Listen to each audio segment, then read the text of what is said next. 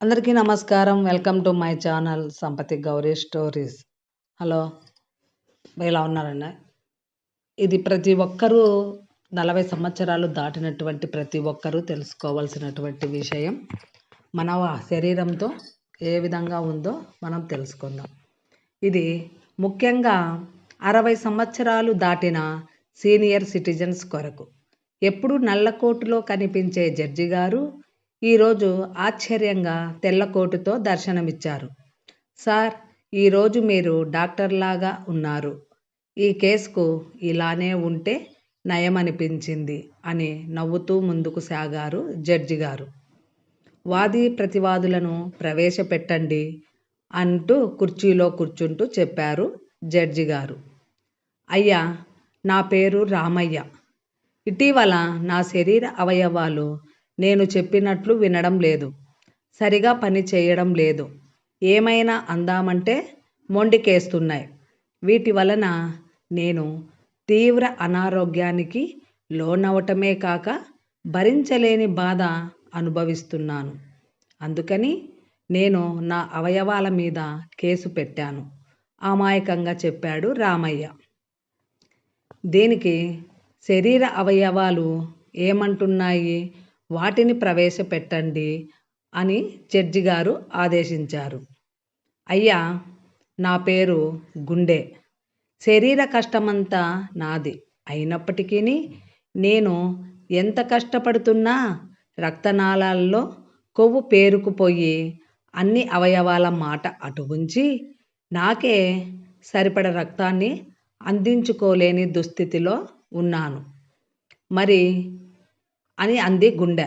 మరి ఈ విషయం మీ యజమానికి చెప్పావా అని అడిగారు జడ్జి గారు. చెప్పాను సార్.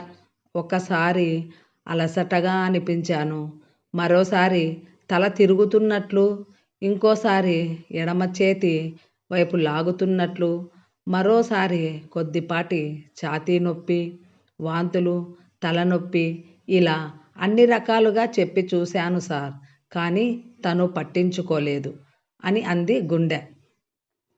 నిజమేనా రామయ్య అని అడిగాడు జడ్జి గారు.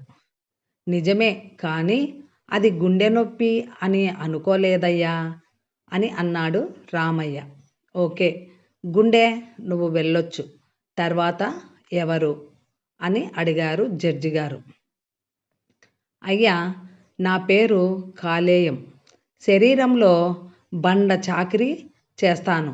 దాదాపు శరీరంలోని 120 పనులు నేనే చేస్తూ ఉంటాను. నన్ను రసాయన కర్మాగారం అని కూడా పిలుస్తారు. అటువంటిది నాకు హెపటైటిస్ వైరస్ సోకితే ఈ రామయ్య కనీసం పట్టించుకోలేదు. నేను 1 కాదు 2 కాదు 10 సార్లు పోరాడి ఇక చేసేది లేక పని చేయడం మానుకున్నాను అంది కాలేయం. నిజమేనా రామయ్య అడిగారు జడ్జి గారు. అయ్యో, నాకు తెలియదు అయ్యా, ఆ విషయం కాలేయం నాకు చెప్పనే లేదు అని అన్నాడు రామయ్య. చెప్పాను సార్, ఒకసారి కాదు 100 సార్లు కడుపులో ఉబ్బరం కలిగించాను, గ్యాస్ ఉత్పత్తి చేశాను, కొవ్వు పదార్థాలు అరగకుండా చేశాను, కళ్ళు, చర్మం, మూత్రము అన్నిటినీ పసుపు రంగులోకి మార్చాను. అయినా తను పట్టించుకోలేదు. చివరికి నీరసం తెప్పించాను, బరువు తగ్గించాను, వెంట్రుకలను తెల్లగా మార్చాను. అయినా తను పట్టించుకోలేదు. జడ్జి గారికి విషయం అర్థమైంది.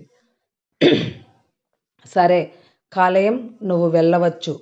తర్వాత ఇంకెవరు అని అడిగాడు జడ్జి గారు. అయ్యా, నా పేరు ఊపిరితిత్తులు. నేను ప్రాణాధార అవయవాన్ని. అయినప్పటికీ COPD, chronic obstructive pulmonary disease ద్వారా ఏడాదికి 3.2 మిలియన్ల మరణాలు జరుగుతాయి. దీనితో పాటుగా లోయర్ రెస్పిరేటరీ ఇన్ఫెక్షన్ కూడా ఆరోగ్యాన్ని పూర్తిగా హరిస్తున్నాయి. అయినప్పటికీ రామయ్య నన్ను పట్టించుకోలేదు. నీ అనారోగ్యం నుంచి రామయ్యకు తెలియచెప్పావా అని అడిగారు జడ్జి గారు. శ్వాస తక్కువగా ఉండడం, దగ్గు, ఛాతీలో నొప్పి, అలసట, నాలుక, పెదాలు నీలిరంగులోకి మారటం ద్వారా చాలాసార్లు చెప్పాను. కానీ తను పట్టించుకోలేదు అని చెప్పాయి ఊపిరితిత్తులు. సరే, ఇంకా ఎవరైనా ఉన్నారా అని అడిగారు జడ్జి గారు. నా పేరు మెదడు సార్. అన్ని అవయవాలను పట్టించుకునే నన్నే రామయ్య పట్టించుకోలేదు. తల తిరుగుతుంది అని చెప్పినా, తలనొప్పి అని చెప్పినా, సరిగ్గా నిద్ర లేకపోయినా దేన్ని లెక్క చేయకుండా నన్ను నా మానాన వదిలేశాడు. వాపోయింది మెదడు. జడ్జి గారికి విషయం అర్థమైనట్టు సరే అన్నారు. చివరికి జడ్జి గారు రామయ్య వైపు తిరిగి ఇలా అన్నాడు. సరే, ఇంతకీ ఏమంటావు రామయ్య అని చెప్పారు.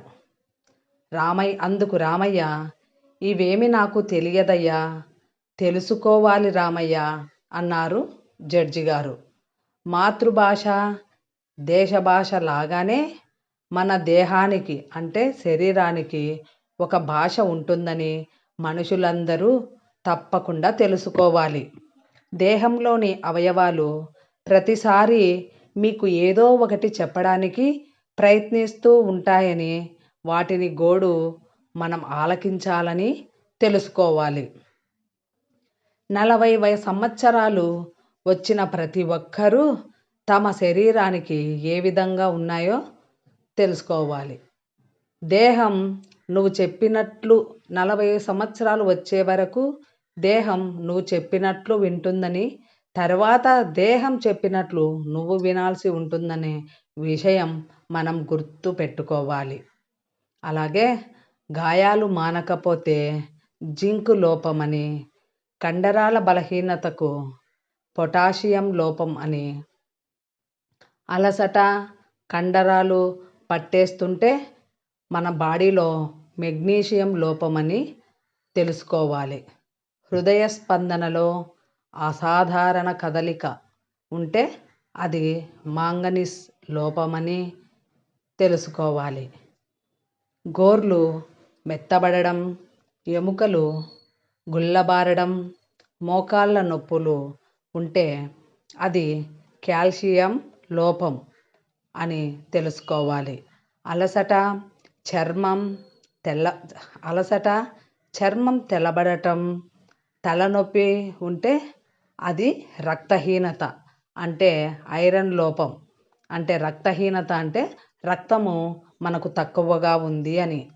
ఇది అంతా మన శరీరం యొక్కలోని దేహ భాషలోని అక్షరమాలని ప్రతి ఒక్కరూ అందరికీ తెలిసి ఉండాలి. అన్ని భాషల కంటే దేహ భాష మిన్న అన్న నిజం 10 మందికి తెలియజేయాలి. మనము అన్ని భాషల కల్లా తెలుగు భాష లెస్స అని అంటాం కదా, అప్పుడు మన శరీర భాష కూడా మనకు తెలియాలి. ఈ తీర్పు యొక్క ప్రధాన ఉద్దేశం అవయవాలను పట్టించుకొని రామయ్యను శిక్షించడం కాదు. ఆ పని అవయవాలు చేస్తూనే ఉన్నాయి.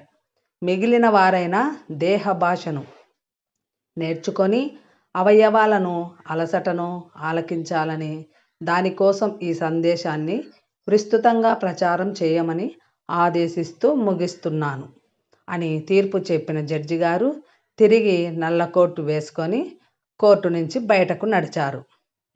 కణం ఆరోగ్యంగా ఉంటే కణజాలాలు ఆరోగ్యంగా ఉంటాయి. కణజాలాలు ఆరోగ్యంగా ఉంటే అవయవాలు ఆరోగ్యంగా ఉంటాయి. దేహం ఆరోగ్యంగా ఉంటుంది.